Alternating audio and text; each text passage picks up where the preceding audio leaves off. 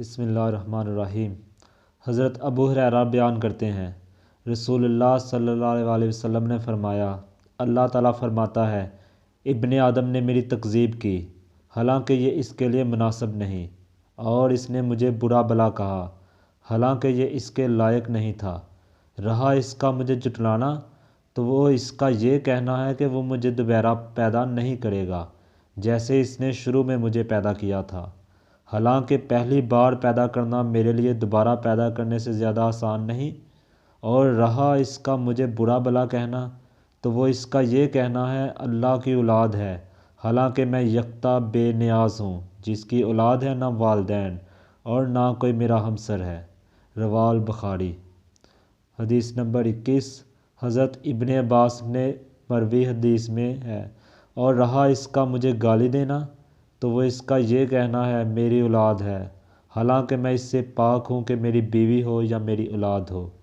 رواہ البخاری۔ حدیث نمبر 22۔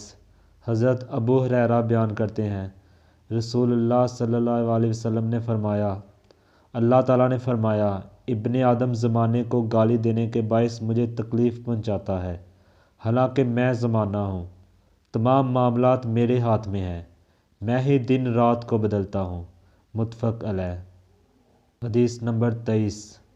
حضرت ابو موسیٰ اشعری بیان کرتے ہیں، رسول اللہ صلی اللہ علیہ وسلم نے فرمایا، تکلیف دہ بات سن کر اس پر صبر کرنے والا اللہ سے بڑھ کر کوئی نہیں۔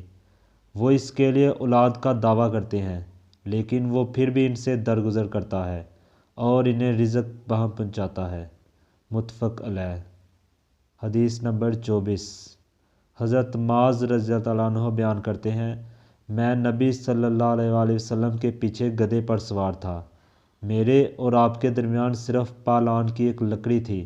آپ صلی اللہ علیہ وسلم نے فرمایا، معاذ، کیا تم جانتے ہو کہ اللہ کا اپنے بندوں پر کیا حق ہے؟ میں نے عرض کیا، اللہ اور اس کے رسول بہتر جانتے ہیں۔ آپ نے فرمایا، اللہ کا بندوں پر یہ حق ہے کہ وہ اس کی عبادت کریں اور اس کے ساتھ کسی کو شریک نہ بنائیں، اور بندوں کا اللہ پر یہ حق ہے کہ وہ اس شخص کو عذاب نہ دے جو اس کے ساتھ کسی قسم کا شرک نہ کرتا ہو۔ میں نے عرض کیا، اللہ کے رسول، کیا میں لوگوں کو اس کی بشارت نہ دے دوں؟ آپ نے فرمایا، انہیں بشارت نہ دو، ورنہ وہ اس بات پر توکل کر لیں گے۔ متفق علیہ۔ حدیث نمبر 25۔ حضرت انس رضی اللہ عنہ سے روایت ہے کہ نبی صلی اللہ علیہ وسلم سواری پر تھے، جبکہ معاذ رضی اللہ عنہ آپ کے پیچھے بیٹھے تھے۔ آپ نے فرمایا، معاذ؟ انہوں نے عرض کیا، اللہ کے رسول، سعادت مندی کے ساتھ حاضر ہوں۔ آپ نے پھر فرمایا، معاذ؟ انہوں نے عرض کیا، اللہ کے رسول، سعادت مندی کے ساتھ حاضر ہوں۔ آپ نے پھر فرمایا، معاذ؟ انہوں نے عرض کیا، اللہ کے رسول، سعادت مندی کے ساتھ حاضر ہوں۔ 3 مرتبہ ایسے ہوا، پھر آپ نے فرمایا، جو شخص صدقے دل سے یہ گواہی دیتا ہو کہ اللہ کے سوا کوئی معبود نہیں، اور یہ کہ محمد صلی اللہ علیہ وآلہ وسلم اللہ کے رسول ہیں، تو اللہ اس پر جہنم کی آگ حرام کر دیتا ہے۔ انہوں نے عرض کیا، اللہ کے رسول، کیا میں اس کے متعلق لوگوں کو نہ بتا دوں تاکہ وہ خوش ہو جائیں؟